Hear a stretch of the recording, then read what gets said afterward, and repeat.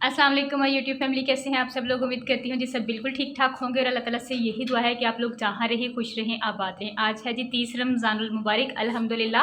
और आज है जी जुमातुल विदा, आखिरी जुमा है। बहुत ही बाबरकत दिन है। उम्मीद करती हूँ आप लोगों का रमज़ान जो है वो बहुत ज़्यादा अच्छा गुजरा होगा। अल्हम्दुलिल्लाह अल्हम्दुलिल्लाह मेरा रमज़ान भी बहुत बहुत ज़्यादा अच्छा गुजरा है। अल्लाह ताला का शुक्र है। बस अल्लाह ताला अपनी बारगाह में की हुई इबादत को और रखे हुए रोज़ों को कबूल करें। और अगर ज़िंदगी रही दोबारा रमज़ान मुबारक नसीब हुआ तो यही कोशिश होगी कि मतलब जिस तरह से इस माह में हम लोगों ने इबादत की हैं, नेक्स्ट इससे ज़्यादा कोशिश करें। और अल्लाह ताला ज़रूरी नहीं रमज़ान मुबारक, बाकी पूरा साल हमें तौफ़ीक दे अपनी इबादत करने की, 5 वक़्त नमाज़ पढ़ने की, कुरान पाक की तिलावत करने की और अच्छे अच्छे नेक काम करने की। तो मेरा ख्याल है कि फ़र्ज़ी इबादत के साथ अगर आप नफली इबादत कर लेते हैं तो वो भी बहुत ज़्यादा सवाब की हामिल होती हैं। आज है जी जुमातुल मुबारक है और इसके बाद आज है जी चाँद रात। तो काफ़ी ज़्यादा स्पेशल डे भी है आज का। आज करने वाले काफ़ी ज़्यादा काम हैं।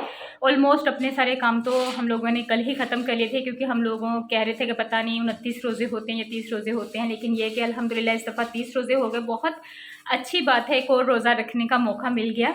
और सबसे पहले जी आज अरब अमारात में मतलब यूएई हो गया, सऊदी अरेबिया हो गया, कतर हो गया, ओमान, मस्कत हो गया, वहाँ पे आज ईद है। अगर वहाँ पे कोई भी मेरे सब्सक्राइबर्स हैं जो मेरे ब्लॉग्स देखते हैं या कुछ भी, क्योंकि अगर मैं अपने चैनल का विज़िट करती हूँ तो उसमें से कुछ परसेंटेज मुझे यूएई की भी मिलती है, कनाडा की भी मिलती है। तो आई एम वेरी थैंकफुल, उन सब का बहुत ज़्यादा शुक्रिया अदा करती हूँ। और उन सब लोगों को मेरी तरफ से बहुत बहुत ज़्यादा ईद मुबारक। अल्लाह करे कि ये ईद और आने वाले बाकी दिन जो है आप लोगों के लिए ढेर सारी खुशियाँ लेके अपने दिन को बहुत अच्छे तरीके से सेलिब्रेट कीजिएगा, लोगों से मिलिएगा, खुशियाँ बांटिएगा, जो कि एक बहुत अच्छी बात है।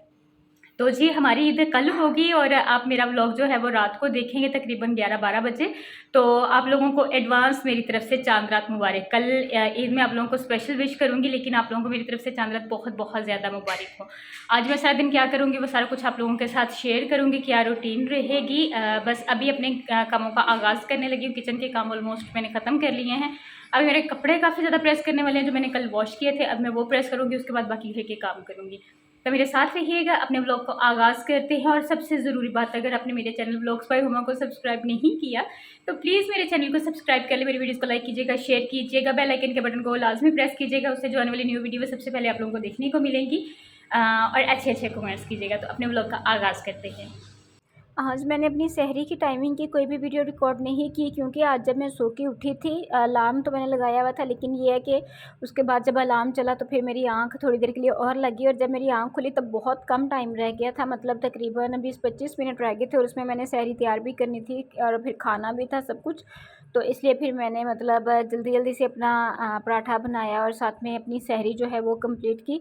तो मुझे कुछ भी वीडियो शूट करने का टाइम नहीं मिला कि मैं सहरी अपनी को रिकॉर्ड कर सकूं।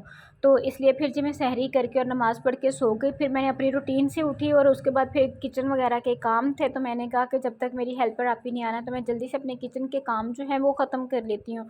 और वो रूटीन आप मेरी देख चुके हैं, वही बर्तन वगैरह होते हैं, आपको पता है सुबह के टाइम वॉश करने वाले स्लैब्स वगैरह साफ़ करने वाली होती हैं, बर्तन साफ़ करके कैबिनेट्स में लगाने होते हैं। तो बस वही काम करके मैं फ्री हो गई थी। और उसके बाद जो मेरी आपी हैं हेल्पर, वो आ गई थी, वो काम कर रही थी और मुझे कपड़े प्रेस करने थे, क्योंकि कल मैंने कपड़े वॉश किए थे, वो वाले भी प्रेस करने वाले थे। और जो हम लोगों ने सुबह ईद वाले दिन पहनने हैं वो भी मतलब प्रेस करने वाले, वो तो मैंने प्रेस करके रखे हुए थे। लेकिन ये कि जब आप प्रेस करते हैं, तय लगा के रखते हैं, तो फिर वो जो तय की सिलाइयाँ होती हैं वो निकालनी पड़ती हैं, तो वो भी करने वाले थे। तो मैंने कहा कि चलें जी, मैं आज मेरे पास जो 2 घंटे हैं 11 बजे से लेके 1 बजे तक, तो मैं उसमें ये सारे के सारे काम कर लेती हूँ। तो बस जी यहाँ पे मैं कपड़े प्रेस कर रही थी, जो रूटीन वाले हैं वो भी कर रही थी, और साथ में मिक्सअप से कर रही थी। बाकी जो सुबह के लिए कपड़े हैं, कौन से हैं, कैसे हैं, वो मैं आप लोगों को दिखाऊंगी। होप सो आप लोगों ने मेरी शॉपिंग में वो सारे के सारे देखे होंगे, लेकिन फिर भी अगर आप डिटेल में देखना चाहेंगे तो वो मैं आप लोगों के साथ शेयर कर दूँगी। तो बस ही मैं सोच रही थी कि जिस तरह से वीडियो में हम लोग जल्दी जल्दी से इस तरह से वीडियो की स्पीड तेज़ करते हैं और काम जल्दी जल्दी ख़त्म हो जाते हैं, अगर रियल लाइफ में भी हमारे साथ ऐसा हो जाए तो कितना ही अच्छा हो। जो काम हम लोग 2-2.5 घंटे में करते हैं, हम लोगों को उससे मतलब उसकी स्पीड तेज़ करके तो आप लोगों को जस्ट 30 सेकेंड्स और या फिर 1 मिनट की वीडियो हमें दिखानी पड़ती है कि जी हम लोगों ने ये काम किया। तो हालांकि उस काम के पीछे इतनी ज़्यादा लंबी चौड़ी मेहनत होती है हमारी। तो बस जी मैं यहाँ पे जल्दी जल्दी से अपने कपड़े सारे प्रेस कर रही थी, क्योंकि उसके बाद दोपहर के खाने का टाइम हो जाना था और सालन जो है वो अम्मी बना रही थी। और आजकल हमारे साथ इतना मसला चल रहा है ना कि हमारी जो गैस है वो सुबह 8:30-9 बजे बंद हो जाती है और उसके बाद 4 साढ़े 4 बजे आती है। और देखिए घर में अगर 2 बंदों ने रोज़ा रखा है, 2 ने नहीं रखा हुआ, तो उन्होंने दोपहर में कुछ ना कुछ खाना होता है। और वैसे भी अम्मी फिर यही कहती है कि वो दोपहर में सालन बना लेती हैं ताकि हम लोग रात में ईज़िली मतलब अफ्तारी के साथ भी अगर कोई खाना खाना चाहे तो वो खा ले। तो यहाँ पे जी गैस हमारी बिल्कुल नहीं आ रही थी, अम्मी सिलेंडर पे बना रही थी खाना। और यकीन करें कि बर्तन इतने ज़्यादा ख़राब होते हैं और वो सारे के सारे अम्मी को वॉश करने पड़ते हैं, क्योंकि ये वाले मैं वॉश नहीं करती। फिर उसके बाद जी ये तकरीबन 5:30 बजे का टाइम था, अभी अफ्तारी में ये टाइम था, तो अम्मी का दिल कर रहा था नूडल्स खाने को।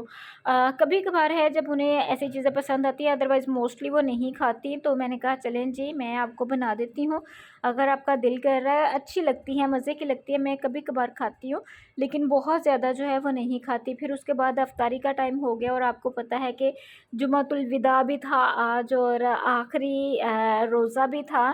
तो दिल काफ़ी ज़्यादा उदास भी था कि मतलब इस तरह से रमज़ान ख़त्म हो रहा है। इतना बरकत महीना था, इतना कुछ इसमें करने को मिलता था और स्पेशली इतना कुछ खाने पीने को, चटपटी चीज़ें। मेरा ख़्याल है इफ्तार के टाइम इतना मज़ा आता था कि स्पेशल एहतमाम किया जाता था। बस इसी तरह से जी आज भी मेरी इफ्तार में यही सारी चीज़ें थी जो ऑलमोस्ट पहले हुआ करती थी, जिसमें पकोड़े थे, समोसे थे, फ्राइज़ थी और उसके अलावा मेरा स्ट्रॉबेरी का शेक था। तो जी हम लोगों ने इफ्तारी की, फिर उसके बाद खाना शाना खाया। फिर उसके बाद जो रूटीन के थोड़े बहुत काम थे, मतलब किचन वगैरह की सफाई, बर्तन वगैरह वॉश करने वाले थे, वो सारे के सारे करके मैं फ़्री हुई। तो सबसे एंड पे जी मुझे टाइम मिला फिर मेहंदी लगाने का। तो मैंने सोचा कि मैं सबसे पहले अपने राइट हैंड पे मेहंदी लगा लेती हूँ, क्योंकि लेफ़्ट से राइट हैंड पे लगाना बहुत ही मुश्किल और ट्रिकी काम है। मेरे पास कोई था नहीं जो मुझे मेहंदी लगा दे, और मैं कहीं जाना भी नहीं चाह रही थी कि बंदा चल के स्पेशल जाए और देन जाके मेहंदी लगवाए। जस्ट शौक ही था इस बार, अदरवाइज़ कभी कभार लगाती होती, ज़्यादा मैं मेहंदी नहीं लगाती। तो फिर मैंने लेफ़्ट हैंड से राइट हैंड पे लगाई। वो जब ड्राई हो गई तो फिर उसके बाद मतलब मैंने थोड़ा-सा गैप दिया।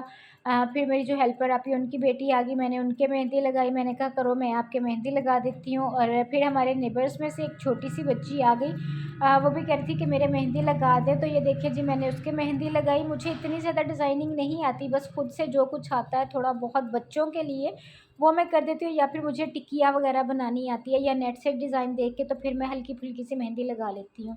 तो बस जी उनके सारे काम शाम करने के बाद एंड में जाके फिर मुझे टाइम मिला था कि मैं अपने दूसरे हाथ पे भी मतलब लेफ़्ट हैंड पे भी मेहंदी लगा लूँ। तो यहाँ पे फिर जी मैंने मेहंदी लगाई और आप मुझे बताइएगा आपको कैसी मेरी मेहंदी लगी?